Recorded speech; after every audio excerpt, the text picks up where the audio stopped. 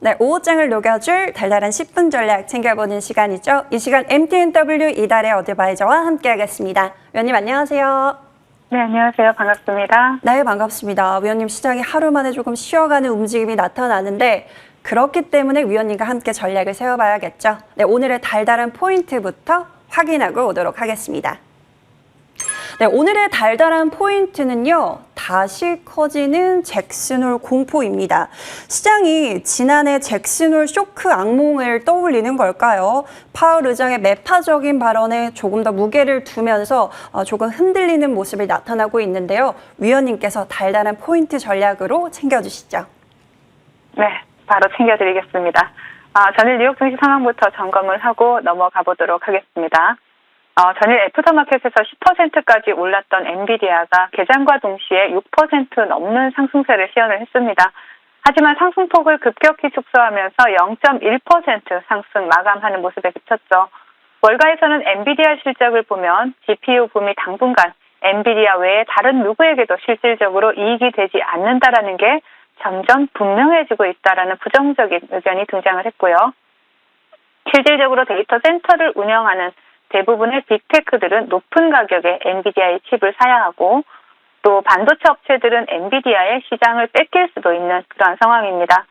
전일 엔비디아 영향으로 개장 전부터 급등하던 나스닥 선물은 신규 실업수당 청구 건수가 발표가 되면서 분위기가 반전되기 시작을 했죠.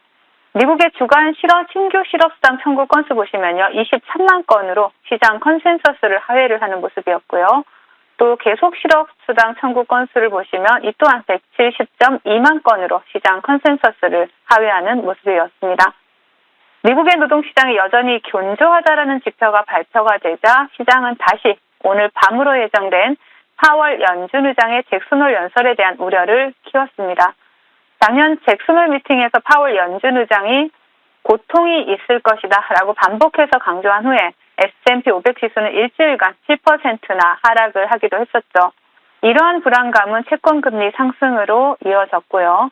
또 미국의 내구재 주문이 전월 대비 마이너스 5.2%로 시장 컨센서스를 하회하면서 진화에 나섰지만 이는 민간 항공기 주문 감소에 따른 것으로 운송 장비를 제외한 근원 내구재 주문이 시장 컨센서스를 상회하면서 여전히 미국의 개인들의 소비 탄력성이 살아있음을 나타냈습니다. 결국 엔비디아의 후퇴와 또 채권금리 상승까지 겹치면서 소폭 상승세로 출발했던 뉴욕 3대 지수는요. 장중 내내 후퇴를 거듭하면서 큰 폭으로 하락 마감을 했습니다. 자, 연준의 비공식 대변인인 닉 티밀하우스는요. 잭슨홀 예고 기사를 통해서 파월 연준 의장은 단기 정책에 대한 힌트보다는 연준의 정책이 어디로 향할지에 대한 더 넓은 틀을 제공할 가능성이 높고 또 그러한 발언은 연준의 인플레이션 퇴치 작업이 아직 완료되지 않았음을 강조할 것이다 라고 밝혔습니다. 이제 우리나라 국내 지수 상황 살펴보도록 하겠습니다. 전일 뉴욕 증시 영향으로 개파락 시작한 국내 지수는 개인들의 강한 매수세에 힘입어서 어느 정도 하락분을 만회하는 모습입니다. 양시장 기관과 외국인의 양매도가 출회되고 있는 가운데 개인들의 매수세가 강하게 유지되고 있습니다. LG에너지솔루션, 에코프로비엠, 포스코 DX와 같은 2차 전지 섹터가 지수를 방어하고 있는 모습이고요. 외국인들의 수급 또한 금일 지수 방어에 나서고 있는 이러한 2차 전지 섹터에서 포착이 되고 있습니다. 자, 오늘장 테마 동향 살펴보도록 하겠습니다. 일본의 오염수 방류가 중국 수산물 수입 금지, 그리고 또 일본의 상품 불매 운동으로까지 번지면서 관련주들이 강세 흐름을 나타내고 있습니다. 차트를 보신다면요, 윙이푸드를 보실 수가 있습니다. 식품 관련주에서는 중국계 기업인 윙이푸드가 상한가를 기록을 했고요. 또 육계 관련주인 그 뒤를 따라서 가는 종목이 바로 마니커입니다. 마니커는 상한가를 터치하고 윗꼬리가 길게 달리고 있는 모습이고요. 또 마니커 FNG는 마니커보다 후발주죠. 그래서 음봉이 달리고 있는 모습입니다. 그리고 보라티알도 따라가는 흐름 나타나고 있고요. 소금 육계 관련주들 그래도 오늘 강세 흐름을 지속하고 있다라고 볼 수가 있겠습니다. 또한 일본 상품에 대해서 불매운동 영향으로 화장품 관련주 중에 중국계 기업이 있죠. 바로 컬러레이가 화장품 섹터 대장으로 지금 상승하고 있는 모습이고요. 또 오가닉 코스메틱이 또 상승을 하고 있는 모습을 나타내고 있습니다. 그리고 한때 애국 소비 테마로 강하게 움직였었던 테마 기억하십니까? 바로 모나미인데요. 모나미, 우리 다 모나미 볼펜 다 한 번씩 쓰셨을 것 같은데, 오늘은 애국 소비 테마 대장으로, 모나미, 상승하고 있습니다. 두 자릿수 상승률 기록하고 있고요. 신성통상 또한, 두 자릿수 상승률을 기록을 하고 있습니다. 제약 바이오 섹터에서는 전일 상한가에 안착했던 바이오 솔루션이, 지금 갭을 크게 띄우고 지금 음봉을 만들어내는 모습이지만, 일단 두 자릿수 상승률을 현재 기록하고 있고요. 그 외 2차 전지 섹터에서도 전일 상한가에 안착했던 테라사이언스가 바닥권에서 2연상을 가는 모습이 나타나고 있습니다. 그리고 본방송을 통해서 추천드렸던 원격 의료 관련주 토마토 시스템이 오늘 두 자릿수 상승률을 기록하고 있고요.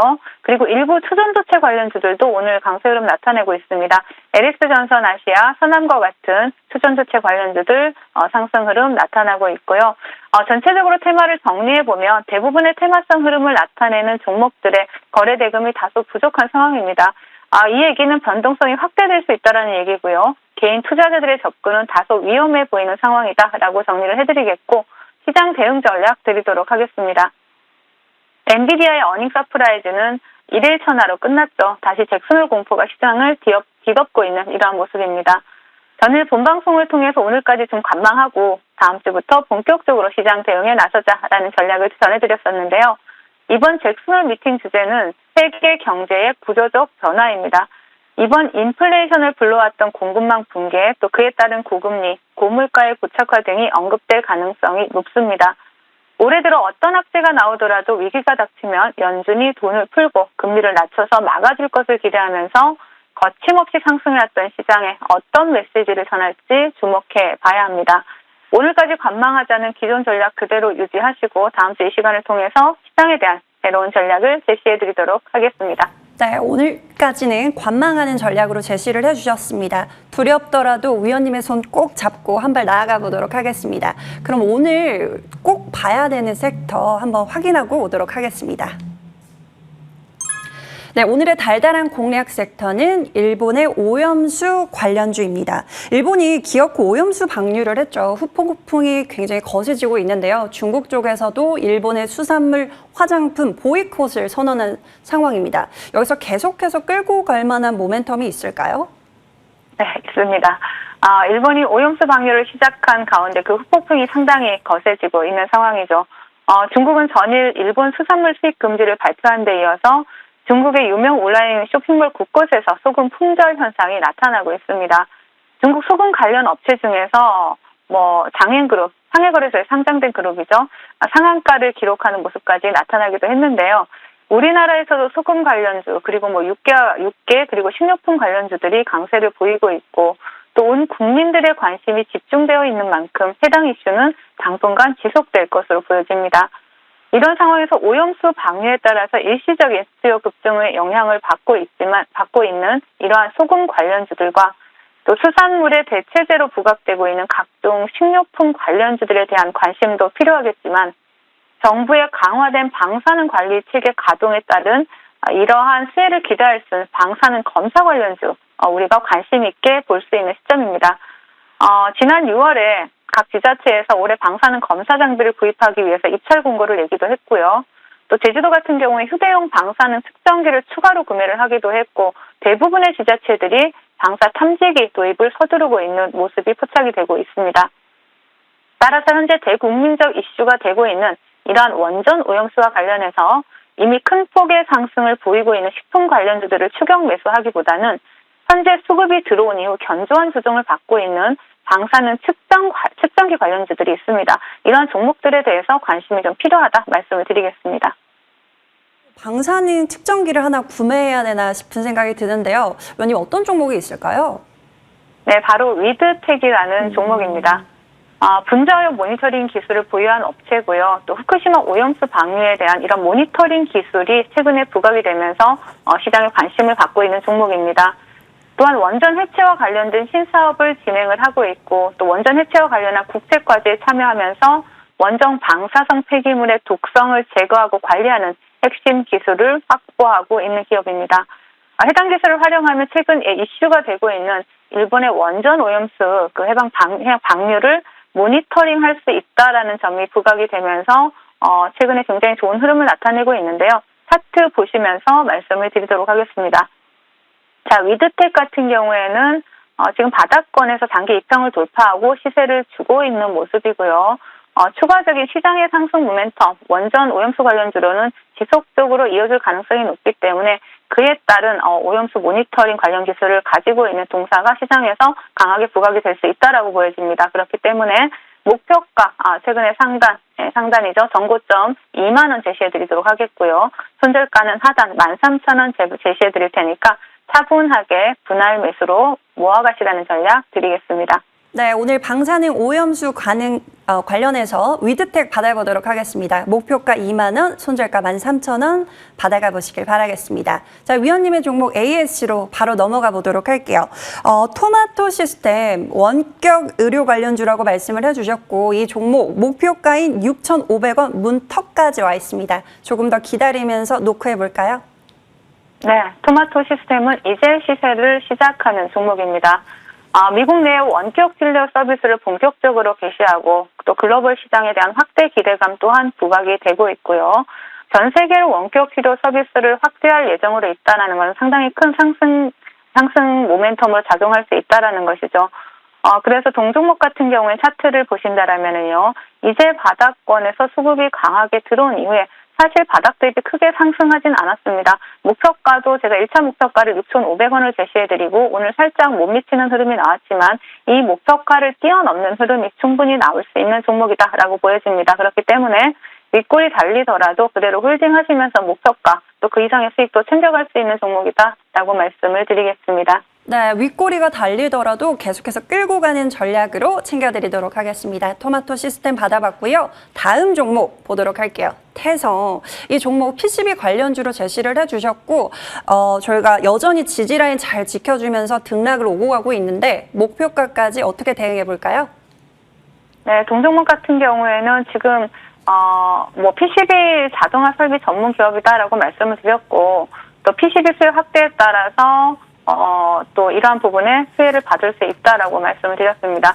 2차 전지와 같은 이러한 쪽의 신사업의 확대가 될 수 있는 이러한 부분들이 가시화되고 있다라는 부분도 체크해 볼 수가 있었는데요.